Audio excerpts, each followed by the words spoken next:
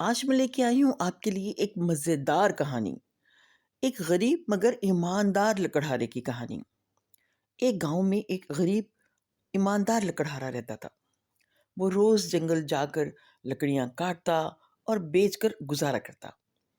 ایک دن کیا ہوا کہ وہ دریا کے کنارے لکڑی کاٹ رہا تھا۔ اچانک اس کے ہاتھ سے اس کی کلہاڑی گری اور پانی میں گر گئی۔ وہ بہت پریشان ہوا، رونے لگا کیونکہ کلہاڑی نہ ہوئی تو لکڑیاں کیسے کاٹے گا۔ اسی وقت ایک بزرگ کا وہاں سے گزر ہوا۔ انہوں نے لکڑہارے کو روتے ہوئے دیکھا تو پاس آئے اور پوچھا، "بھی تم کیوں رو رہے ہو؟"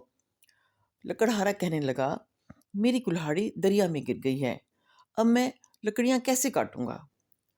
بزرگ نے پہلے تو پانی میں ہاتھ ڈالا اور ایک سونے کی کلہاڑی نکالی اور پوچھا، "کہیں یہ تمہاری کلہاڑی تو نہیں ہے؟ کیسی ہے؟" اس نے کہا، "نہیں جی، میری کلہاڑی ایسی نہیں ہے، یہ تو سونے کی ہے، میری کلہاڑی سونے کی نہیں تھی۔" پھر وہ جو بزرگ تھے انہوں نے پھر پانی میں ہاتھ ڈالا اور ایک چاندی کی کلہاڑی نکالی۔ پوچھا، "اچھا یہ ہوگی؟"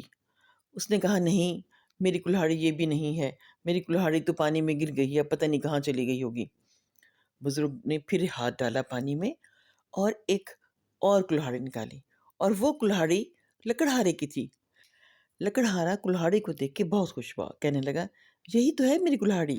ان بزرگوں نے تینوں کلہاڑیاں لکڑہارے کو دے دیں اور کہا، "یہ ہے تمہاری ایمانداری کا انعام۔" تو بچوں، آپ نے کیا سیکھا؟ مجھے کمنٹ میں بتائیے اور ملیں گے اگلی کہانی پر۔ خدا حافظ۔